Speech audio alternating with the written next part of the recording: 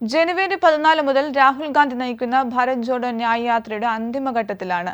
15 സംസ്ഥാനങ്ങളിലായി 110 ജില്ലകളിലൂടെ ന്യായ് യാത്ര കടന്നുപോകും. 66 ദിവസം തുടരുന്ന യാത്ര 6713 കിലോമീറ്റർ പിന്നിട്ട് മുംബൈയിൽ അവസാനിക്കും. അതേസമയം ഇംഫാലിൽ അനുമതി നൽകാത്തത് യാത്രയെ അവർ ഭയന്നിട്ടാണെന്ന് കോൺഗ്രസ് ആരോപിക്കുന്നു.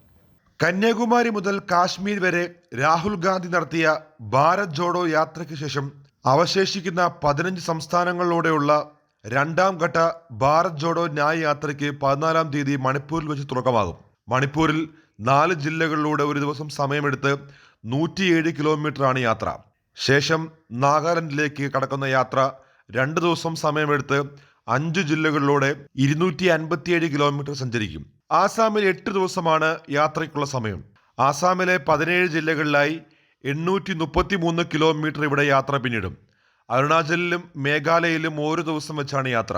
2 ഇടങ്ങളിലുമായി 60 കിലോമീറ്റർ പിന്നിട്ട് യാത്ര വെസ്റ്റ് ബംഗാളിലേക്ക് കടക്കും.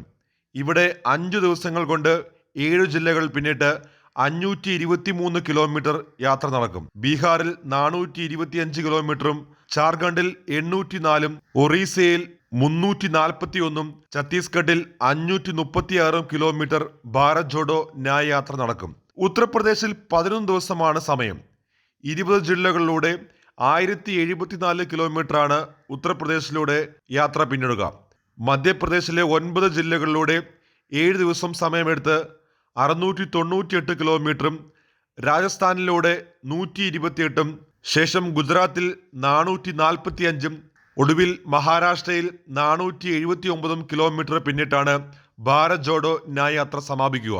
യാത്രയുടെ ഒരുക്കങ്ങൾ അന്തിമഘട്ടത്തിലാണ്. അതേസമയം യാത്രയ്ക്ക് ഇംഫാലിൽ അനുമതി നൽകാത്തത് യാത്രയെ കേന്ദ്ര മണിപ്പൂർ സർക്കാരുകൾ ഭയന്നിട്ടാണെന്ന് കോൺഗ്രസ് ആരോപിക്കുന്നു. എന്തുതന്നെയായാലും യാത്ര മണിപ്പൂരിൽ നിന്ന് തന്നെ ആരംഭിക്കുമെന്നാണ് കോൺഗ്രസ് വ്യക്തമാക്കുന്നത്. ജയ് ഹിന്ദ് ന്യൂസ്, ഡൽഹി.